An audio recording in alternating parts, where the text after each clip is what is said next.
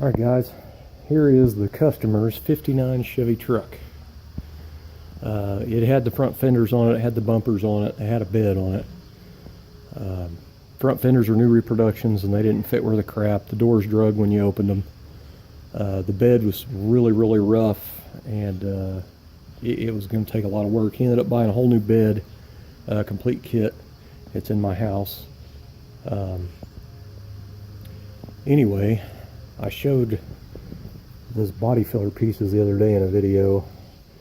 This was here, and that's that's 3/4 of an inch, and this is almost a full inch, and this was right here. This thing has took a hit so hard in this cowl on this side that they did that to gap it, I guess, to get their gaps to their fender. But, anyway, I welded a strap to it, and I used to come along in a tree out back, and I got it pulled a 1/2 inch, and I can't get any more out of it. I ended up cutting another piece out of another truck, so I'm going to use it in here, so I'll have to cut a lot of this out. This is somebody's patchwork here. This is not mine. This is actually an inch forward from where it's supposed to be, so they've actually removed it and welded it further to try to get the fender to line up. Anyway, so I'll have to cut all that crap out to replace it. They put new patch pieces in down here, and they've just tacked them in, but the worst part is they overlapped them. So the fenders were hanging out past the doors. So there's a pretty big gap on the bottom down here. So these are going to have to be cut out, and the old metal cut out and butt welded in so the fender will fit right. I don't know why they put patch panels here, unless this was severely crushed and they just didn't have an area to put a fender mount, or if it's rusty. I mean, I don't even know.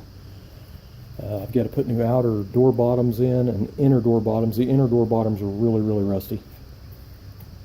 Somebody's put cab corners in it, but they put them behind it. I don't have any idea why you would take and go through the work of doing the welding and not butt weld it. It kind of blows me away. Some people do stuff like that. The back of the cab was crushed in pretty good. I ended up drilling a hole and putting a little nut and bolt on it with a little chain, and I hooked a come along to the chassis back here, and I pulled it out and dollied on it. I'd put tension on it, and then I'd dolly on it a little bit, and I got it out pretty nice. I'll fully weld that hole back up and grind both sides so it look like it's never been there. I guess when they took the cab off the frame, both of the drip rails were crushed in really bad. So I had to dolly all that out and work those. Had a pretty good dent here that I dollied out. Used my stud gun and hammer and dolly and get it worked out. The hood is wasted. He had it completely sandblasted with regular sand, and they warped the crap out of it, and it's just too rusty. He ended up getting another hood. I cut a piece out to try to get an idea in there. It had a ton of pinholes back here, so I cut that out, and hell, even the back sides are rutted. He said it was behind a guy's house and it was upside down, so there's no telling, how long it was out there. But anyway, this is what I've got into so far today. I still got the sticker on it, so this is a new piece, but they just put it over the top, and you can see where somebody's beat that in to get the fender to try to go on there. Now both fenders were sticking out past the door, and that's why, because they put it over it. So I'm trying to get this cut loose. I'll go back and dolly all this thing back out and straighten it all up, and I'll cut this out and remove it and put this piece in like it's supposed to be. I can't believe somebody's work that they've done. I don't know if you can see up in there. It's pretty rusted out. So anyway, this whole inner structure is rusty. I have a patch panel put in here. Hell, the door was, when you'd open the door, this would flex. It's so thin. There's a big giant hole down here. This is all rusted in here everywhere. Same with the back here. The floors, you can see how deep these pits are. And then there's a piece that somebody's patched right there. They just stuck over the top, tacked it on. Another spot here, and then this up here. Hell, you can see daylight where the body mount bolt is. And anyway, the floor is buckled right here, if you can see that. It's pushed up right here, and I bet it's from the impact from that side. You know, it put stress on it and buckled it right there. And he didn't want to, when he first brought it over here, he didn't want to mess with doing a floorboard in it. He bought a reproduction rubber floor mat, and that was how his idea of fixing the rust was, I guess. But sorry if I sound a little frustrated. I get out here working on this thing, and it's having to undo people's work like this just irritates the crap out of me. Anyway, I already cut the cab corner off back here, and this is somebody's little patch handiwork here they've done.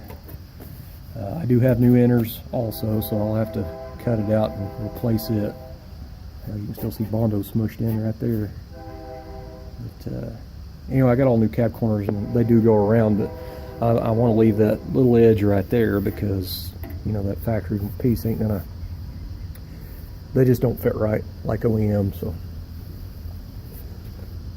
anyway, I need to get back on it. I just wanted to do a video and show how much work is involved in this truck. Last time I talked to him, he said that almost everything, all the other panels are new, so it shouldn't take me that long on this cab. There's not much to do, so I don't know what his idea of not much to do is, but to me that is a ton of metal work right there.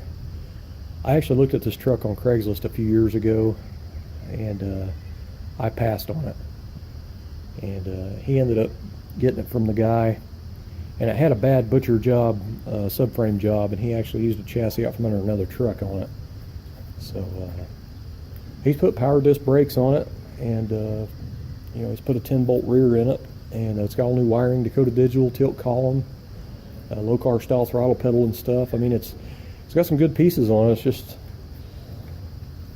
if it was me, I would try to find a better cab, and I have seen better cabs in salvage yards, you know. So anyway, I'm gonna get back on it, and this is the mess I'm in.